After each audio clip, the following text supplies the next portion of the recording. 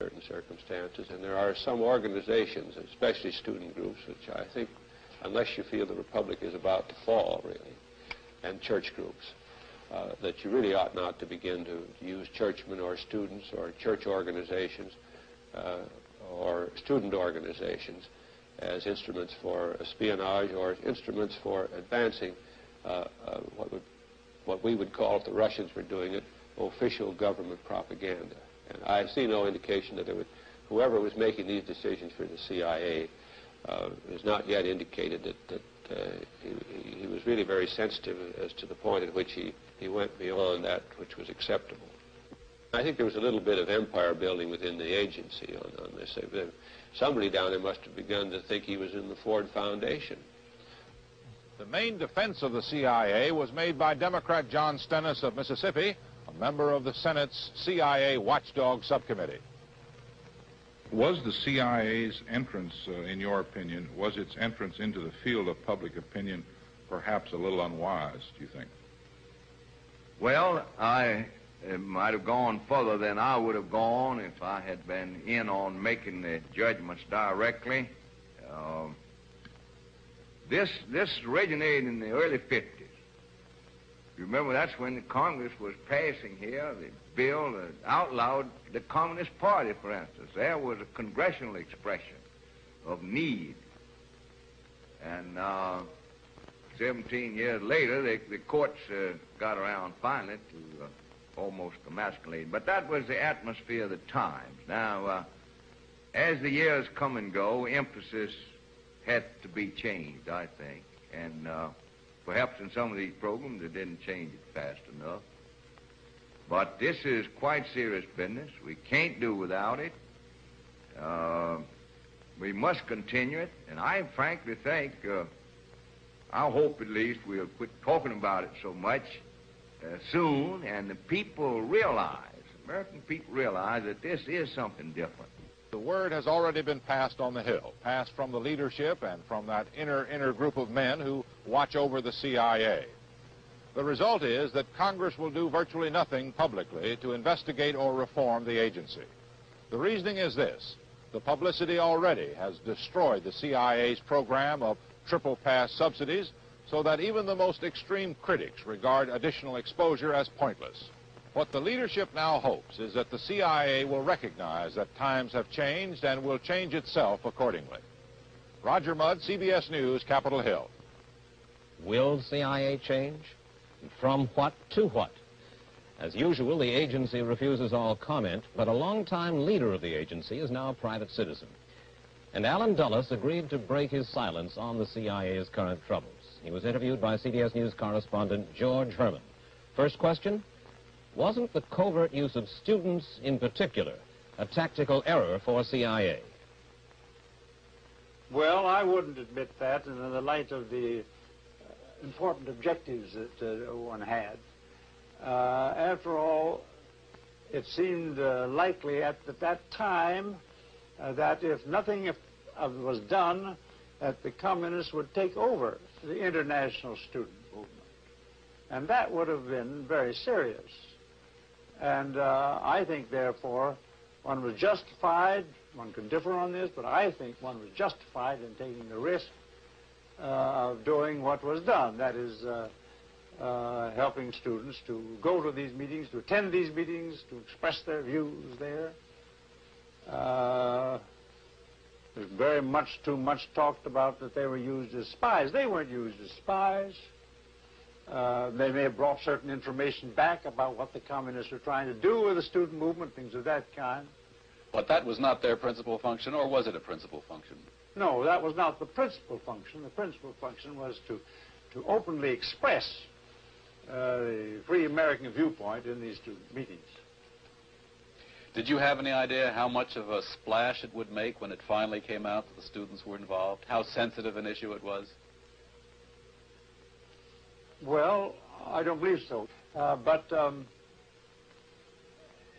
as I say, if you stop always and think of all the consequences, of all the actions you take, you do nothing.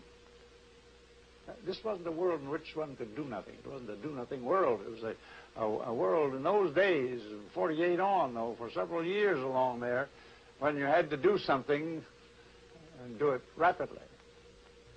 We had to do something, says the man who perhaps more than anyone else made CIA what it is today.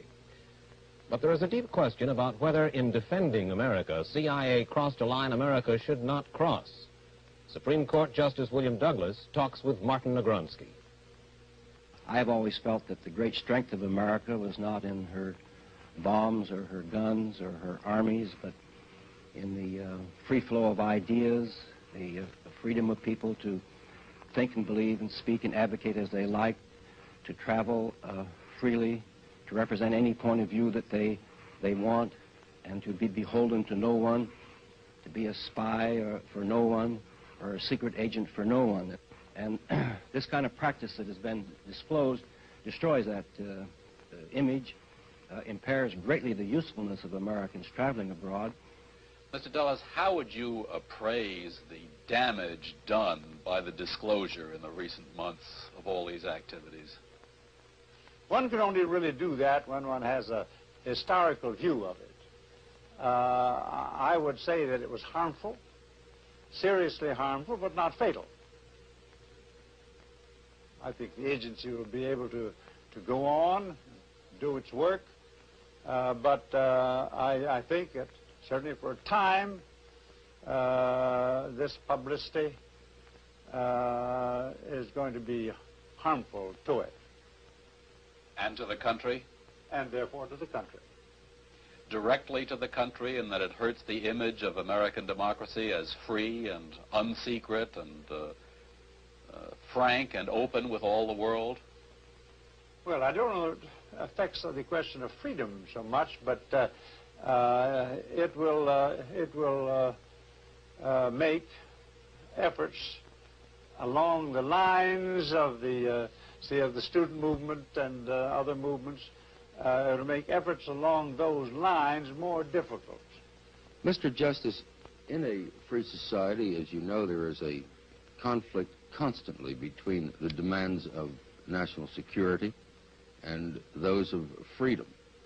Do you feel that this perhaps is an instance of that? Of course, there's only real security can come only in a full-fledged police state. Then everybody is secure. Everybody knows where everybody else is and what he stands for, and if he doesn't stand for the right things, then there's a place to put him away. And our security is built in just the opposite, not by regimentation, but by trusting people, by having big public debates and arguments, letting people stand for anything across the spectrum of ideas that they want to, and then letting the majority of the people decide which way they want to go. That's America. And as long as we have full disclosure, I think we can develop great security. The insecurity, I think, comes with secret operations, because then people don't know eventually whom to trust, whom to believe, who stands for what, and so you get a gradual loss of confidence and integrity in government, and that is very disastrous in a free society. Mr. Dulles, you've been a servant of the United States and of the United States government in many places and for a long time. Do you feel at all that by using covert methods to advance this open exchange of ideas between American students and foreign students, do you feel you were undermining the whole theory of what America is about, as some have charged? No, no, I don't feel that. If you were in a certain kind of a ball game or a boxing match, there are certain rules that you follow. Where you're in a battle, when secret activities are being mounted against you, you can't